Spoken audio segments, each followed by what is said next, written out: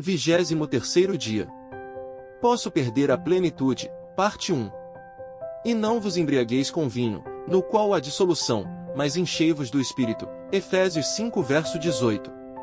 Hoje e amanhã vamos conhecer algumas advertências da Palavra de Deus que poderão nos ajudar em nossa caminhada diária com o Salvador. Conhecemos, pela Bíblia, muitos exemplos de pessoas que foram plenas do Espírito e perderam essa plenitude. Também em nossos dias, temos presenciado a mesma realidade. Quantos baluartes da igreja têm perdido a plenitude e descido para o mais baixo abismo de Satanás? A história se repete, e o desafio da palavra é: aquele, pois, que pensa estar em pé veja que não caia. 1 Coríntios 10 verso 12, e venho sem demora. Conserva o que tens, para que ninguém tome a tua coroa. Apocalipse 3 verso 11. O desafio permanente deve ser: enchei-vos do Espírito. Mas como funciona esse processo que conduz à plenitude? Quais são as artimanhas de Satanás para nos levar a perder a plenitude? Bem, antes de continuar, vamos falar com o Pai, com o Filho e com o Espírito Santo, em oração. Peçamos que a Trindade nos dê todo o discernimento necessário para entendermos a vontade de Deus para a nossa vida hoje. Enchei-vos do Espírito. E não vos embriagueis com vinho, no qual há dissolução, mas enchei-vos do Espírito. Efésios 5 verso 18. A primeira metade do versículo refere-se ao contexto histórico de Éfeso. Esta cidade era um centro de adoração pagã e dentro dos seus limites havia muitos templos para esse fim.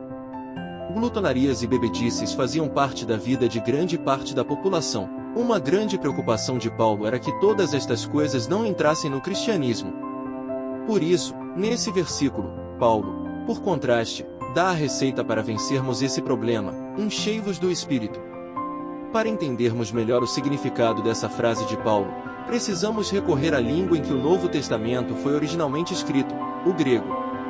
Enchei-vos, no grego é plerouste. Este termo está no imperativo presente, passivo. Esse tempo verbal sugere que enchei-vos do Espírito não é algo que ocorre de uma vez por todas. De acordo com Francis Folkes, a implicação prática é que o cristão deve deixar sua vida aberta para ser constante e repetidamente cheia pelo Espírito Divino. Efésios, introdução e comentário, grifo nosso. O processo que resulta em plenitude é dinâmico. É algo que começa no passado, mas que se intensifica no presente. E deve ser assim, uma vez que estamos mais próximos da redenção final, que se dará por ocasião da segunda vinda de Cristo. Outro fator determinante para uma busca mais intensa é o da fúria de Satanás para nos derrotar, pois ele sabe que lhe resta pouco tempo. Paulo está querendo dizer que apenas aceitar a Jesus como Salvador não é suficiente. É necessário que o aceitemos como Senhor também. Precisamos, cada dia, submeter-nos à sua vontade e vivermos uma vida de constante relacionamento com Ele, para que sejamos plenos do Espírito. Artimanhas satânicas para fazer-nos perder a plenitude. Podemos estar certos de que nosso inimigo usará as mais diferentes estratégias e artimanhas da maldade para minar nosso desejo de viver em plenitude. Ele vai tentar de todas as formas afastar-nos da palavra de Deus e da oração. Por meio de seus instrumentos, tentará nos vencer de todas as maneiras. Apontará para nós as mesmas armas infernais que apontou para Cristo. Seu intento é usar os mais variados meios para abafar a voz de Deus e a voz da consciência. A receita infalível para vencermos Satanás é a mesma que nosso Salvador usou. Está escrito: medite na palavra profética para sua vida hoje. As tentações muitas vezes parecem irresistíveis porque, pela negligência da oração e estudo da Bíblia, o que é tentado não pode facilmente lembrar-se das promessas de Deus e enfrentar Satanás com as armas das Escrituras. Anjos, porém, acham-se em redor dos que estão desejosos de serem ensinados nas coisas divinas, e no tempo de grande necessidade, lhes trarão à lembrança as mesmas verdades de que necessitam. O grande conflito, página 600. Vivendo fora da programação diária com Deus, seremos presas fáceis do inimigo. Sem a palavra divina a guiar nossos pensamentos, o inimigo nos vencerá com seus enganos. Anjos caídos trabalharão na mente de homens cultos e educados, e esses, por meio da mídia e dos mais diversos meios de comunicação, tentarão, de todas as formas, desviar nossa mente da palavra, fora da presença de Cristo, o inimigo usará, sem que percebamos, esses instrumentos para minimizar a malignidade do pecado. Seu maior esquema de engano é tentar ocultar de nós seus propósitos. A palavra profética diz: seu esquema de maior êxito em enganar o homem tem consistido em ocultar seus propósitos verdadeiros e seu caráter real, apresentando-se como amigo do homem e benfeitor do gênero humano. Mensagens Escolhidas, volume 1, página 270. A grande luta de Satanás é fazer tudo o que puder para roubar um dos mais preciosos dons que o Criador nos concedeu: o tempo. Sua intenção é fazer com que nos sobrecarreguemos de atividades, mesmo que elas estejam relacionadas com a igreja. Com isso, o inimigo de Deus faz com que, pouco a pouco, nos afastemos do Pai e percamos de vista a plenitude da comunhão com o Espírito Santo. Finalmente, estaremos tão fracos que seremos facilmente derrotados. Ellen G. White comenta: todas as energias de Satanás são postas em operação para prender a atenção em frívolas diversões, e está conseguindo seu objetivo. Está interpondo seus artifícios entre Deus e a alma. Ele forjará divertimentos a fim de impedir os homens de pensarem a respeito de Deus. Cheio de esporte do amor do prazer, o mundo está de contínuo sedento de alguma novidade. Com pouco tempo e pensamento, no entanto, se dedicam ao Criador dos céus e da terra. Conselhos aos pais, professores e estudantes, página 456. Revestivos de toda a armadura de Deus, para poderdes ficar firmes contra as ciladas do diabo, porque a nossa luta não é contra o sangue e a carne, e sim contra os principados e potestades, contra os dominadores deste mundo tenebroso, contra as forças espirituais do mal, nas regiões celestes. Portanto, tomai toda a armadura de Deus, para que possais resistir no dia mau e, depois de terdes vencido tudo, permanecer inabaláveis. Efésios 6 versículos de 11 a 13. Como se pode perder a plenitude do Espírito? Não atingimos uma vida de santidade no Espírito Santo de uma só vez. Da mesma forma, não descemos desse nível com um só ato, mas aos poucos. Quais são os passos que podem nos levar à perda da plenitude do Espírito Santo? Em oração, vamos analisar cada um e avaliar se estamos nos mantendo ou descendo em nosso nível de espiritualidade. Quebra do hábito de se buscar a Deus diariamente, especialmente nas primeiras horas do dia. Vivemos numa época em que já acordamos repletos de afazeres e tarefas que nos levam a deixar de lado os momentos de comunhão com Deus, no início do dia. Inconscientemente, somos levados a pensar que gastar os primeiros momentos do dia em contato com o Altíssimo é perda de tempo. Que lastimável engano! Você se recorda das orientações do C1?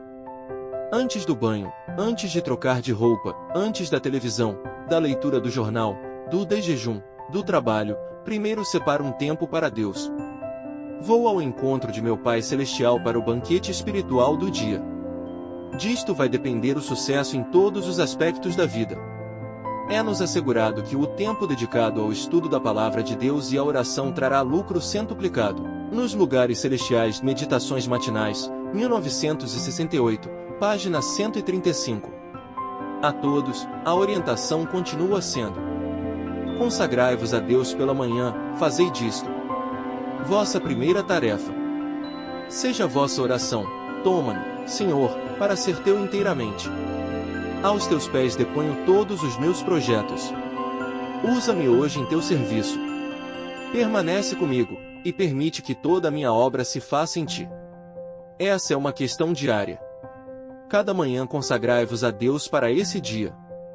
Submetei-lhe todos os vossos planos, para que se executem ou deixem de se executar, conforme o indique a sua providência. Assim dia a dia podereis entregar às mãos de Deus a vossa vida, e assim ela se moldará mais e mais segundo a vida de Cristo. Caminho a Cristo, página 70. Na palavra de Deus, encontra a mente assuntos para o mais profundo pensamento, para as mais altas aspirações. Ali podemos entreter comunhão com patriarcas e profetas, e ouvir a voz do Eterno ao falar com os homens. Ali vemos a majestade dos céus, humilhando-se, para tornar-se nosso substituto e segurança, para, de mãos indefesas, competir com os poderes das trevas e alcançar a vitória.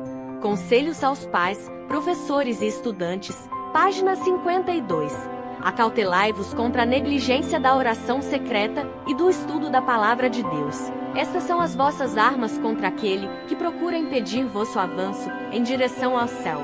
A primeira negligência da oração e do estudo da Bíblia torna mais fácil a segunda negligência. A primeira resistência à súplica do Espírito Santo prepara o caminho para a segunda resistência. Assim o coração se endurece e a consciência fica cauterizada. Exaltai o Meditações Matinais, 1992, página 300. As tentações parecem muitas vezes irresistíveis porque, pela negligência da oração e do estudo da Bíblia, não ocorrem prontamente ao tentado as promessas de Deus para poder enfrentar a Satanás com as armas das Escrituras. Entretanto, os anjos estão ao redor dos que são dóceis ao ensino de Deus. E em tempos de grandes provas, eles hão de lembrar-lhes as verdades que eles necessitam. Conselho sobre a Escola Sabatina, página 39. Guarde em seu coração. Precisa haver um reavivamento e uma reforma, sob a ministração do Espírito Santo. Reavivamento e reforma são duas coisas diversas. Reavivamento significa renovação da vida espiritual, um avivamento das faculdades da mente e do coração. Uma ressurreição da morte espiritual. Reforma significa uma reorganização, uma mudança nas ideias e teorias, hábitos e práticas. A reforma não trará o bom fruto da justiça a menos que seja ligada com o reavivamento do Espírito. Reavivamento e reforma devem efetuar a obra que lhes é designada, e no realizá-la, precisam fundir-se. Mensagens Escolhidas, volume 1, página 128. Meu compromisso. Orar pela renovação do batismo com o Espírito Santo. Orar por meus amigos. Viver na presença de Cristo. Testemunhar acerca do Evangelho. Adorar a Deus com os dízimos e as ofertas, de forma sistemática e proporcional às rendas.